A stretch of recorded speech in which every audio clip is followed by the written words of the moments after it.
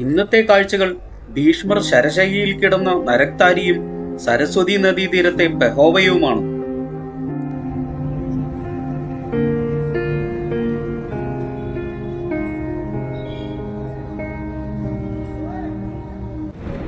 ജ്യോതിസർ ദർശനം കഴിഞ്ഞ് യാത്ര പെഹോവയിലേക്കാണ്. വാസ്തവത്തിൽ ഈ സ്ഥലത്തിന്റെ പേര് പൃഥൂതക എന്നാണ്.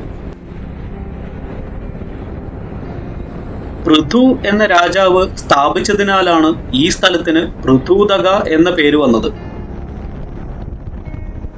പിതൃക്കൾക്ക് ഉദകക്രിയ ചെയ്യുന്നതിന് പ്രയാഗകളേക്കാൾ പ്രാധാന്യം ഈ സ്ഥലത്തിനുണ്ടായിരുന്നു. അതിനാൽ പിതൃതക തീർത്ഥം എന്നും ഇത് അറിയപ്പെടുന്നു. ബ്രഹ്മസരോവറിൽ നിന്ന് 30 കിലോമീറ്റർ ആണ് പെഹോവയിലേക്ക്. ജ്യോതിസറിൽ നിന്ന് 18 കിലോമീറ്റർ. നെൽകൃഷിക്ക് നിലം ഒരുക്കിക്കൊണ്ടിരിക്കുന്ന പാടങ്ങൾക്ക് നടുവിലൂടെയുള്ള രസകരമായ യാത്ര. സരസ്വതി നദീതീരത്ത് സ്ഥിതി ചെയ്തിരുന്ന ഒരു വലിയ പട്ടണം തന്നെയായിരുന്നു പൃഥൂതക. മഹാഭാരത കാലത്ത് തന്നെ സരസ്വതി നദി വരണ്ടുണങ്ങി തുടങ്ങിയിരുന്നു. നീരൊഴുക്ക് ചില സ്ഥലങ്ങളിൽ മാത്രമായി ഒതുങ്ങിയിരുന്നു. സ്കന്ദപുരാണം, മാർക്കണ്ഡേയ പുരാണം, വാമന പുരാണം മുതലായ പുരാണങ്ങളിൽ പെഹോവയെപ്പറ്റി പറയുന്നുണ്ട്. മഹാഭാരത യുദ്ധത്തിന് മുൻപ് പാണ്ഡവർ ഇവിടെ വന്ന് സരസ്വതി ക്ഷേത്രത്തിൽ പൂജ ചെയ്തിരുന്നു. യുദ്ധശേഷവും അവർ ഇവിടെ എത്തി യുദ്ധത്തിൽ വീരഗതി പ്രാപിച്ചവർക്ക് ഉദകക്രിയകൾ ചെയ്തിരുന്നു. CE 9-ാം നൂറ്റാണ്ടിൽ കനൗജ്, അതായത് പുരാണത്തിലെ കന്യാകുബ്ജത്തിലെ രാജാവായിരുന്ന മഹേന്ദ്രപാലൻ ഇവിടെ ഒരു വിഷ്ണു ക്ഷേത്രം നിർമ്മിച്ചതായി ചില ഖനനങ്ങളിൽ കണ്ടെത്തിയിട്ടുണ്ട്. ചില ശിലാലിഖിതങ്ങളിൽ ഈ ഭാഗത്ത് ഒരു വലിയ കുതിര കച്ചവട കേന്ദ്രം പ്രവർത്തിച്ചിരുന്നതായും ദൂരദേശങ്ങളിൽ നിന്നുപോലും കച്ചവടക്കാർ ഇവിടെ എത്തിയിരുന്നതായും രേഖപ്പെടുത്തിയിരിക്കുന്നു. ഒരു പ്രാചീന ശിവക്ഷേത്രം അന്വേഷിച്ചാണ് ഈ പോകുന്നത്. ഇന്ന് റെസിഡൻഷ്യൽ സൊസൈറ്റികളായി മാറിയ ഈ സ്ഥലങ്ങളൊക്കെ കുരുക്ഷേത്ര യുദ്ധം നടന്ന സ്ഥലങ്ങളായിരുന്നു. സരസ്വതി നദിയുടെ ദക്ഷിണ തടത്തിലായിട്ടാണ് ഈ ക്ഷേത്രം സ്ഥിതി ചെയ്യുന്നത്. കുരുക്ഷേത്ര യൂണിവേഴ്സിറ്റിയുടെ ചരിത്ര വിഭാഗവും ആർക്കിയോളജിക്കൽ സർവേയുടെ വിഭാഗവും പെഹോവയിൽ നദിയിലേക്കുള്ള 12 ചവിട്ടുപടികൾ കണ്ടെത്തിയിരുന്നു. പുരാണങ്ങളിൽ പറയുന്ന സരസ്വതി നദിക്കരയിലെ പടവുകളും ഈ കണ്ടെടുത്തവയും തമ്മിൽ വളരെ സാമ്യതയുണ്ടെന്ന് കണക്കാക്കിയിരിക്കുന്നു. 8-ാം നൂറ്റാണ്ടിലേതാണ് സരസ്വതി നദിയുടെ ദക്ഷിണ തടത്തിലെ ഈ ക്ഷേത്രം. ശിവലിംഗമാണ് ക്ഷേത്രപ്രതിഷ്ഠ. ആരാണ് ക്ഷേത്രം പണിതതെന്നോ പ്രതിഷ്ഠ നടത്തിയതെന്നോ അറിവില്ല. ക്ഷേത്രത്തിന്റെ മുകൾ തട്ടിൽ ചില ചിത്രവേലകൾ ചെയ്തിരിക്കുന്നത് കാണാം. പ്രകൃതിദത്തമായ ചായങ്ങൾ ഉപയോഗിച്ച് വരച്ച ഈ ചിത്രങ്ങൾ പലതും മങ്ങിപ്പോയിരിക്കുന്നു. ഇത്ര പുരാതനമായ 8-ാം നൂറ്റാണ്ടിലെ ഈ ക്ഷേത്രം ഇന്ന് ഒരു വ്യക്തിയുടെ സ്വകാര്യ സ്വത്താണ്. അതിനാൽ തന്നെ നവീകരണ പ്രവർത്തനങ്ങളും അറ്റകുറ്റപ്പണികളും നാമമാത്രമാണ്. ചില ശിലാലിഖിതങ്ങൾ അനുസരിച്ച് ഈ ക്ഷേത്രത്തിന് മുൻപ് മറ്റൊരു ശിവക്ഷേത്രം ഇവിടെ സ്ഥിതി ചെയ്തിരുന്നു എന്നാണ് പറയപ്പെടുന്നത്. ഈ ക്ഷേത്ര പരിസരത്തെ ഖനനത്തിൽ ധാരാളം ദേവീദേവന്മാരുടെ ശില്പങ്ങളും ക്ഷേത്രാവശിഷ്ടങ്ങളും കണ്ടെടുത്തിരുന്നു. 48 കോശം വരുന്ന കുരുക്ഷേത്ര ഭൂമിയുടെ ഭാഗം തന്നെയാണ് ഈ ക്ഷേത്രം സ്ഥിതി ചെയ്യുന്ന പെഹോവയും. Haryana Saraswati heritage development board Saraswati നദിയുടെ പുനരുജ്ജീവന പ്രവർത്തനങ്ങളുടെ ഭാഗമായി ചില നദീമുഖങ്ങളുടെ നിർമ്മാണ പ്രവർത്തനങ്ങൾ നടത്തിക്കൊണ്ടിരിക്കുന്നു. പിപ്ലി, പെഹോവ, ബിലാസ്പൂർ, ദൊസാർക്ക എന്നീ സ്ഥലങ്ങളാണവ. കാലപ്പഴക്കത്തിൽ മങ്ങിപ്പോയ ഈ ചിത്രങ്ങളിൽ പലതും എന്താണെന്ന് മനസ്സിലാക്കാനാകുന്നില്ല. ഒരു പക്ഷിയുടെ മുകളിലിരിക്കുന്ന ഈ രൂപം മയിൽവാഹനനായ കാർത്തികേയന്റേതാണെന്ന് തോന്നപ്പെടുന്നു. തടിയിൽ ചിത്രപ്പണികൾ ചെയ്ത 2 പാളി വാതിലാണ് ക്ഷേത്രത്തിന്.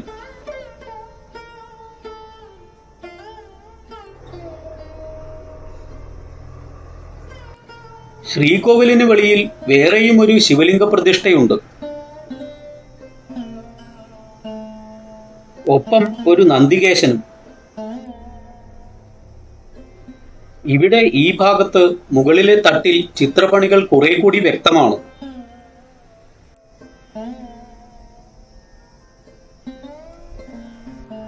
ചില സന്യാസി ശ്രേഷ്ഠരുടെ സമാധികളാണിവ. 2 ഗോപുരങ്ങളാണ് ഈ ക്ഷേത്രത്തിനുള്ളത്. പുറകിലെ ഗോപുരത്തിനു കീഴെയാണ് പ്രധാന ശിവലിംഗ പ്രതിഷ്ഠ. മുന്നിലെ ഗോപുരത്തിന് കീഴിലുള്ള പ്രതിഷ്ഠയും നമ്മൾ നേരത്തെ കണ്ടിരുന്നു. ചുടുകട്ടകൾ കൊണ്ടാണ് ഈ ക്ഷേത്രത്തിന്റെ നിർമ്മിതി. ഇന്ന് നിലനിൽക്കുന്ന പുരാതന കാലത്തെ അപൂർവം ചില ക്ഷേത്രങ്ങളിൽ ഒന്നാണിത്. യഹോവയിലെ ഈ വശങ്ങളിൽ വീണ്ടെടുത്ത സരസ്വതി നദിയുടെ ഭാഗങ്ങളാണ് ഈ കാണുന്നത്. ഇതിനെ ഒരു കുളമായി കെട്ടി സംരക്ഷിച്ചിരിക്കുന്നു.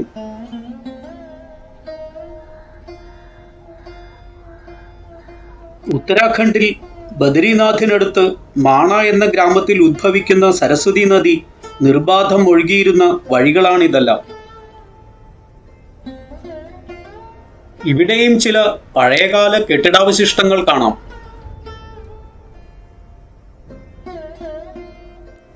ഇവിടെ പിണ്ടസ്നാനം കഴിഞ്ഞു പോകുന്നവർ മരങ്ങളിൽ കെട്ടിയിട്ടു പോകുന്ന വസ്ത്രങ്ങളാണ് ഈ കാണുന്നതൊക്കെ. ഇതൊന്നും ചെയ്യരുതെന്ന അഭ്യർത്ഥനയും ഇവിടെ എഴുതി വച്ചിട്ടുണ്ട്. ഒരു തീർത്ഥസ്ഥലത്തെ എങ്ങനെയൊക്കെയാണ് തീർത്ഥാടകർ മലിനമാക്കുന്നത്. സരസ്വതി തീർത്ഥമായ ഋതൂതകത്തിലേക്കുള്ള സ്വാഗത കമാനമാണിത്. കുരുക്ഷേത്രത്തിൽ പല സ്ഥലങ്ങളിലും ഇത്തരം കമാനങ്ങളുണ്ട്. ഇതിനു മുകളിലെല്ലാം നോട്ടീസുകൾ പതിച്ച് വൃത്തികേടാക്കിയിരിക്കുന്നു. യഹോവയിലെ പശുപതിനാഥ ക്ഷേത്രത്തിലേക്കാണ് വന്നിരിക്കുന്നത്. മറാഠ സാമ്രാജ്യത്തിന്റെ വിസ്തൃതി യഹോവ വരെ ഉണ്ടായിരുന്ന കാലത്ത് അവർ നിർമ്മിച്ച ക്ഷേത്രമാണിത്. നേപ്പാളിലെ പശുപതിനാഥ ക്ഷേത്രത്തിന്റെ മാതൃകയിലാണ് ഇതിന്റെ നിർമ്മാണം. ക്ഷേത്രം അടച്ചിരിക്കുന്നു. ആരെയും കാണാനില്ല. ഇപ്പോൾ ഞങ്ങൾ 2 പേർ മാത്രമേ ഇവിടെയുള്ളൂ.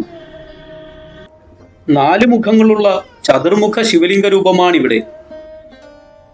ഇത്തരം ശിവലിംഗ പ്രതിഷ്ഠയുള്ള ക്ഷേത്രങ്ങൾ വളരെ അപൂർവമാണ്. സ്വർണശുദ്ധി പരിശോധിക്കുന്ന കസൗട്ടി കല്ലിലാണ് നിർമ്മാണം. ശിവന്റെ 24ാമത്തെ അവതാരമാണ് പശുപതിനാഥൻ. 5 ഗോപുരങ്ങളും അവയ്ക്കുള്ളിൽ പ്രതിഷ്ഠകളും കൂടിയതാണ് ഈ ക്ഷേത്രം. വിദ്യാദേവതയായ സരസ്വതീ ദേവിയാണ് ഇവിടെ പ്രതിഷ്ഠ.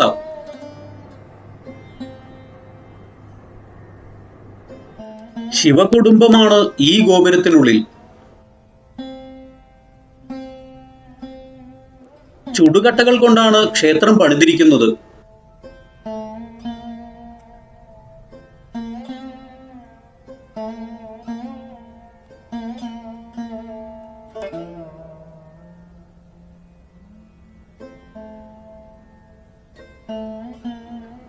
ശിവലിംഗ പ്രതിഷ്ഠയുള്ള പ്രധാന ഗോപുരമാണിത്. ഇത് തന്നെയാണ് ഏറ്റവും പഴയതും. ഉത്തരേന്ത്യയിലെ മിക്ക ക്ഷേത്രങ്ങളുടെയും ഗോപുരങ്ങൾ ഈ രീതിയിലാണ് നിർമ്മിക്കപ്പെട്ടിരിക്കുന്നത്. പ്രധാന ഗോപുരത്തിന് ചുറ്റുമായി 4 കോണുകളിലായാണ് ഗോപുരങ്ങളോടുകൂടിയ മറ്റു പ്രതിഷ്ഠകൾ. ഇവിടെ തൂണുകളോടുകൂടിയ ഒരു മണ്ഡപം കാണാം. അതിനകത്താണ് ഹോമകുണ്ഡം. പല സ്ഥലങ്ങളിലായി ഈ പരിസരത്തു നിന്നും കണ്ടെടുത്ത പുരാതന ശില്പഖണ്ഡങ്ങൾ വച്ചിരിക്കുന്നു. കാലത്തിന്റെ കുത്തൊഴുക്കിലും അധിനിവേശങ്ങളിലും ഭാരതത്തിൽ ഉടനീളം പല പുരാതന ക്ഷേത്രങ്ങളും തകർന്നുപോയിരിക്കുന്നു. ഈ അടഞ്ഞ പഴയ വാതിലിനു പിറകിലെ മുറിക്കുള്ളിലും ഇത്തരം ശിലാവശിഷ്ടങ്ങളാണുള്ളത്.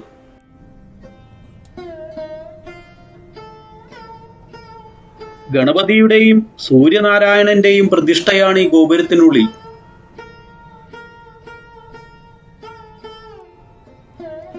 ആഞ്ജനേയ പ്രതിഷ്ഠയാണിവിടെ. ഉത്തരേന്ത്യയിൽ ഹനുമാൻ ബാലാജി എന്ന പേരിലും അറിയപ്പെടുന്നു. പശുപതിനാഥ ക്ഷേത്രത്തിന് അധികം അകലെയല്ലാതെ മറ്റൊരു പുരാതന പ്രതിഷ്ഠയുണ്ട്. ദേവാസുര യുദ്ധത്തിൽ ദേവഗണത്തിന്റെ സേനാനായകനായിരുന്ന കാർത്തിക് സ്വാമിയുടെ പ്രതിഷ്ഠയാണിവിടെ. തകർന്നുപോയ പഴയ ക്ഷേത്രം ഇന്ന് പുനരുദ്ധാരണത്തിലാണ്. പണികൾ ഇപ്പോഴും നടന്നുകൊണ്ടിരിക്കുകയാണ്. മുൻപുണ്ടായിരുന്ന ചെറിയ തകർന്ന ക്ഷേത്രത്തിനു പകരം വലിയ ഒരു ഗോപുരത്തോടു കൂടിയ ക്ഷേത്രമാണ് പണിതു വരുന്നത്. കുരുക്ഷേത്ര യുദ്ധത്തിന് ശേഷം വീരസ്വർഗം പ്രാപിച്ച ധീരയോദ്ധാക്കളുടെ സ്മരണയ്ക്കായി യുധിഷ്ഠിരൻ കൃഷ്ണന്റെ ഉപദേശപ്രകാരം ദീപം ജ്വലിപ്പിച്ച് പ്രാർത്ഥിച്ച കാർത്തികേയ ക്ഷേത്രം ഇവിടെയായിരുന്നു സ്ഥിതി ചെയ്തിരുന്നത്. സരസ്വതി ക്ഷേത്രത്തിലേക്കാണ് ഇപ്പോൾ വന്നിരിക്കുന്നത്. ചെറിയൊരു ക്ഷേത്രമാണ്. മാർബിൾ ഉപയോഗിച്ച് പഴയ ക്ഷേത്രത്തെ പുതുക്കി പണിതിരിക്കുന്നു.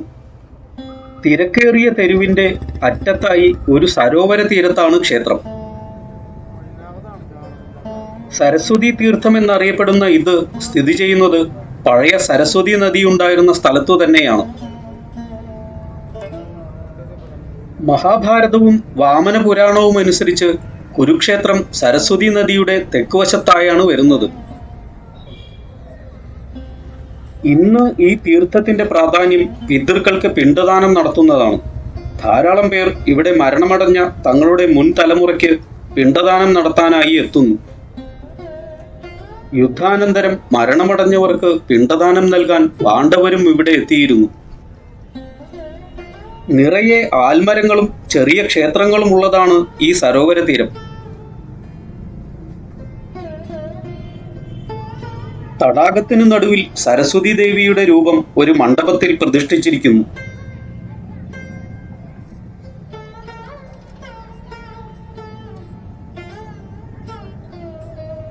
സരസ്വതി ദേവിയുടെ ക്ഷേത്രത്തിനപ്പുറം ഒരു സിഖ് ഗുരുദ്വാരയുടെ മകുടം സുവർണവർണ്ണത്തിൽ കാണാം. അതിനുമപ്പുറം കാർത്തികേയ ക്ഷേത്രത്തിന്റെ പുതിയ ഗോപുരവും കാണാനുണ്ട്. ചുറ്റും ധാരാളം ഭവനങ്ങളും കാണാം. ഈ തെരുവിലും ഗ്രാമത്തിന്റെ മറ്റു തെരുവുകളിലും ധാരാളം പുരോഹിതരുണ്ട്. പിതൃദക ക്രിയകൾ ചെയ്യുന്ന അവരുടെ ഓഫീസുകളാണ് ഇതൊക്കെ. പെഹോവയിൽ നിന്ന് തിരിച്ച് 23 കിലോമീറ്റർ യാത്ര ചെയ്തു വരുമ്പോൾ നരക്താരിയിലെത്താം. ബ്രഹ്മസരോവരത്തിൽ നിന്നും 7 കിലോമീറ്ററാണ് ഇവിടേക്ക് ദൂരം. സന്ധ്യയായിരിക്കുന്നു. സമയം 7 കഴിഞ്ഞിരിക്കുന്നു. വേനൽക്കാലമായതിനാൽ സൂര്യൻ അസ്തമിക്കുന്നതേയുള്ളൂ. മഹാഭാരത യുദ്ധത്തിലെ ഒരു പ്രധാന സംഭവം നടന്ന സ്ഥലമാണിത്. ഇവിടെയാണ് കുരുക്ഷേത്ര യുദ്ധത്തിന്റെ 10ാം നാൾ അർജുന ബാണമേറ്റ് ഗംഗേയനായ ഭീഷ്മപിതാമഹൻ വീണത്. തന്റെ ശരീരത്തിലേറ്റ ബാണങ്ങളുടെ ശരശയ്യയിൽ സ്വച്ഛന്ത മൃത്യുവായ ആ കുരു കാരണവർ തന്റെ ശരീരം ഉപേക്ഷിക്കാനുള്ള സമയവും കാത്ത് വേദന കടിച്ചമർത്തി പ്രാർത്ഥനകളോടെ കിടന്ന സ്ഥലം. ഇവിടെ ചെറിയ ചില ക്ഷേത്രങ്ങളുണ്ട്. ഒരു ശിവലിംഗ പ്രതിഷ്ഠയാണ് ഈ ക്ഷേത്രത്തിനുള്ളിൽ. അതിനു മുൻപിലായി പാണ്ഡവരുടെയും ബാണമേറ്റ് ശരശയ്യയിൽ കിടക്കുന്ന ഭീഷ്മരുടെയും ശില്പങ്ങൾ. അഷ്ടവസുക്കളിൽ അഗ്രജനായ ദ്യൂവിന്റെ നേതൃത്വത്തിൽ വസിഷ്ഠന്റെ നന്ദിനിയെ മോഷ്ടിച്ച് വസിഷ്ഠന്റെ ശാപത്താൽ മുജ്ജന്മത്തിൽ മഹാഭിഷൻ എന്ന ഇക്ഷ്വാകു വംശത്തിലെ രാജാവായിരുന്ന ശന്തനുവിന്റെയും ഗംഗയുടെയും മക്കളായി പിറന്ന വസുക്കൾ. മോഷണത്തിന് നേതൃത്വം നൽകിയതിനാൽ ഭൂമിയിൽ വളരെക്കാലം ജീവിക്കേണ്ടി വന്ന ദേവവ്രതൻ എന്ന ഭീഷ്മൻ. ബാക്കിയുള്ളവരെ ജനനത്തോടെ തന്നെ ഗംഗയിലെ ജലത്തിലെറിഞ്ഞ് ജീവിതം അവസാനിപ്പിച്ച് തിരിച്ചയച്ച ഗംഗ. കർമ്മഫലങ്ങൾ എത്ര വലിയവനെയും പിടികൂടുന്നു. ഭൂമിയിൽ നടക്കുന്ന ഓരോ കാര്യങ്ങളുടെയും പുറകിൽ എന്തൊക്കെയാണെന്ന് ആർക്കറിയാം? ഭീഷ്മക്ഷേത്രത്തിനടുത്തായി ബാണഗംഗ എന്നറിയപ്പെടുന്ന ഭീഷ്മകുണ്ട്. പിതാമഹന്റെ ദാഹമകറ്റാൻ ശരമെയ്ത് അർജുനൻ സൃഷ്ടിച്ച ഉറവ ഈ സ്ഥലത്തു നിന്നാണ് പുറപ്പെട്ടത്. അത് ഇന്ന് ഈ വിധത്തിൽ ഒരു കുളമായി രൂപപ്പെടുത്തിയിരിക്കുന്നു. 3 വശത്തു നിന്നും പടവുകളോടുകൂടി ഈ കുളം നേരത്തേതിൽ നിന്നും അല്പം വലുതാക്കി നിർമ്മിച്ചിട്ടുണ്ട്. ഒരു വശത്ത് ശരശയ്യയിലെ പിതാമഹന് തന്റെ അമ്പിനാൽ ജലം വരുത്തി നൽകുന്ന അർജുനന്റെ ശില്പം.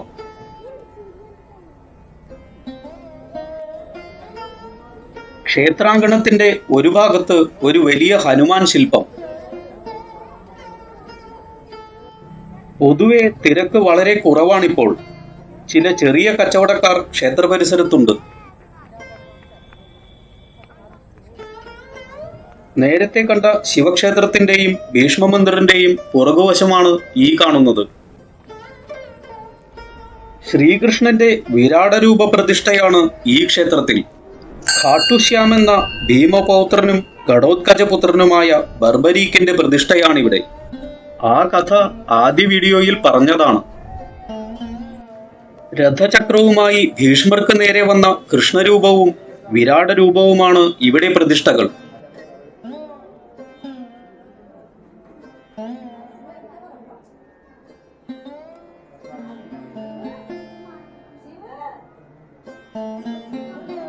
ഇവിടെയുമുണ്ട് ഒരു ഷൺമുഖ പ്രതിഷ്ഠ.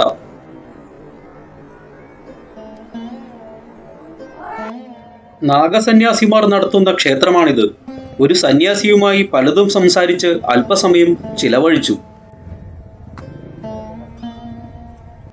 തിരിച്ച് ബ്രഹ്മസരോവരത്തിലെത്തി. സരോവരത്തിലെ തണുത്ത ജലത്തിൽ സർവേശ്വരനെ നോക്കി വളരെ നേരം ഇരുന്നു. ഭീഷ്മരുടെ കഥയായിരുന്നു മനസ്സു നിറയെ. ഇക്ഷ്വാകു വംശത്തിലെ മഹാഭിഷൻ എന്ന രാജാവിന് ഇന്ദ്രസദസ്സിൽ പോലും പോകാനാകുമായിരുന്നു. ഒരിക്കൽ രാജാവ് ദേവലോകത്തിലെ സദസ്സിൽ സന്ദർശനം നടത്തിയ സമയം ഗംഗ തന്റെ സ്ത്രീരൂപത്തിൽ അവിടെ സന്നിഹിതയായിരുന്നു. ബ്രഹ്മാവിന്റെ അധ്യക്ഷതയിൽ ദേവസഭ നടക്കുന്ന നേരം കാറ്റിൽ ഗംഗയുടെ ഉത്തരീയമിളകി താഴെ വീണു.